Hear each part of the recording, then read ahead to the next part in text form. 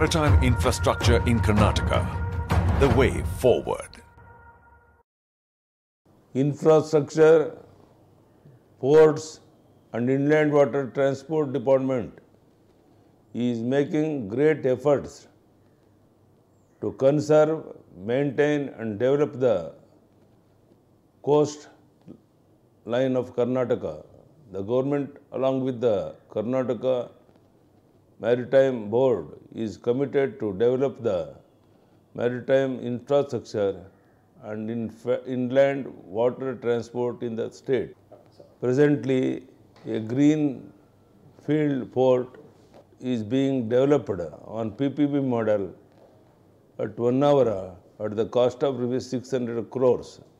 In addition, more than rupees 3,000 crores is likely to be invested in greenfield ports at Belikeri and Pavinakurve. Further, two projects worth rupees 1,172 crores are under development under Sagarmala scheme. The government has also taken up development of inland waterways and ferry lines to improve passengers and tourist movement and save travel time.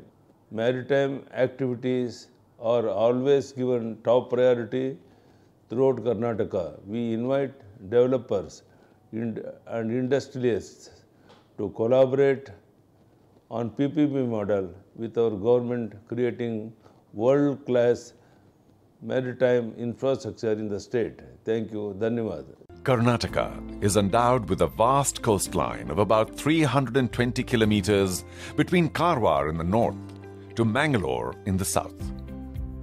Flanked by Uttar Kannada, Udupi and Dakshin Kannada districts with favorable and strategic port locations.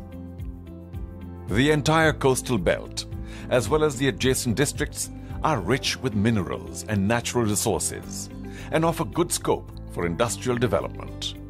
Infrastructure development, ports and inland water transport department. Government of Karnataka, through its recently operationalized nodal agency, the Karnataka Maritime Board, or KMB, is committed to provide suitable social infra and facilitate creation of smart industrial port cities by maintaining and developing the 12 minor ports of the state. KMB plays the role of an administrator, controller and regulator of these minor ports. These ports have enhanced the lifestyle and socio-economic status of not only Karnataka, but the entire Indian subcontinent as well. Maritime logistics play a vital role in facilitating efficient and cost-effective evacuation of goods. The exponential growth of cargo traffic across the Indian coastline demands robust, high-quality port infrastructure. The government of Karnataka, in order to increase the volume of maritime trade from the state, has envisaged to augment the capacity of the ports in the region. To achieve this, the government is looking to actively partner with private firms on a PPP basis.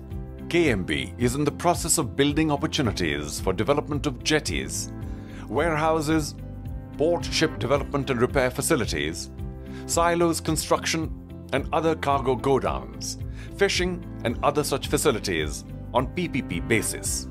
The selected PPP partner will be assisted to obtain VGF funding from Government of India, state and also packages under Atmanirbhar Bharat. Sagarmala, Government of India's flagship program, has clearly defined the scope and vision for maritime infrastructure development and management in India. Karwar and Old Mangalore ports are being developed under this program.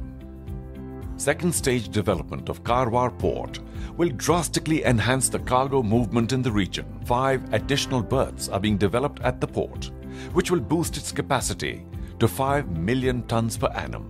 Other components include a new breakwater of around 1,305 meters, increasing the depth to 14 meters, along with various associated developments. the total cost of the project is 1,178 crore rupees. The old Mangalore port caters to the cargo needs of the Lakshadweep Islands. Under the Sagarmala project, a coastal berth of 350 meters is being constructed at this port, and increasing the depth of the port up to 7 meters will begin following the monsoon season. This will enable the port to handle up to 1 million tons of cargo per annum. Government of Karnataka has envisaged the development of greenfield ports at Belakeri near Keni and Pavanakurve ports under PPP model. The Techno-Economic Feasibility Report, TEFR, for the development of Belakeri port has already been prepared, and further steps for inviting request for proposals, RFP, and concession documents are underway. With a project cost of close to 2,000 crore rupees, the capacity at the first phase will be 18 MTPA, which will increase to 37 MTPA in phase 2 in 2036. The port will be developed to handle Panamax vessels having a draft of 14.5 meters. The detailed project report, DPR, has been prepared for the development of Pavanakurve port. It has been envisaged to develop the port under Swiss Challenge model. The bidding process will be initiated soon. The project cost is 1,767 crore rupees, with the capacity increasing from 5 MPTA in phase 1 to 14 MTPA in phase 2. Both Belakeri and Pavanakurve ports have enormous potential, and the government aims to develop these as state-of-the-art ports with modern cargo handling equipment. Development of Honawar Port as per international standards has already commenced by Honawar Port Private Limited, HPPL. The port will boast a 5 MTPA capacity in phase 1, with the cumulative length of breakwaters being 1.68 kilometers.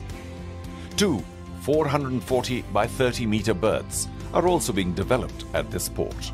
The state has the potential to improve shipbuilding, ship repairing, eco-friendly ship breaking, dismantling, and other flotilla units like tugs, barges, launches, and support craft. 2 shipbuilding yards are present in Mangalore and Malpe ports. The port at Malpe is amongst the largest fishing harbors in Asia and a matter of great pride to the state of Karnataka.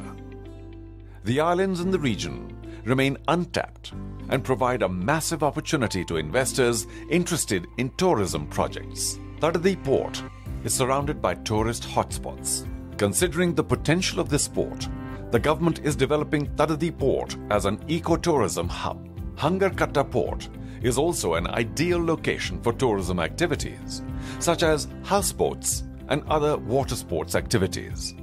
In addition to this, Padubidri and Monkey ports can be reinvented to be lucrative assets.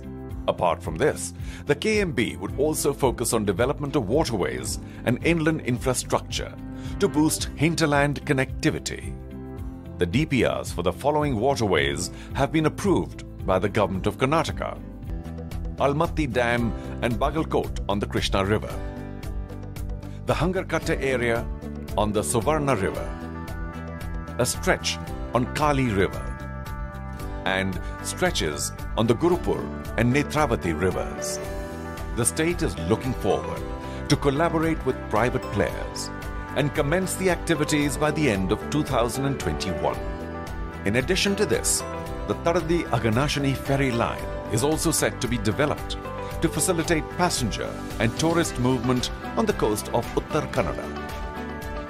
Our vision offers private investors ample opportunities to participate in developing, operating, and maintaining projects along the coast of Karnataka. So consider this an invitation. Come, collaborate, and grow. Be a vital cog to usher in the new era of maritime development. Be the creator of Karnataka's coastal paradise.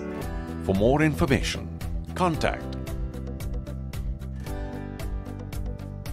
an initiative of Karnataka Maritime Board, KMB, and Infrastructure Development, Ports and Inland Water Transport Department.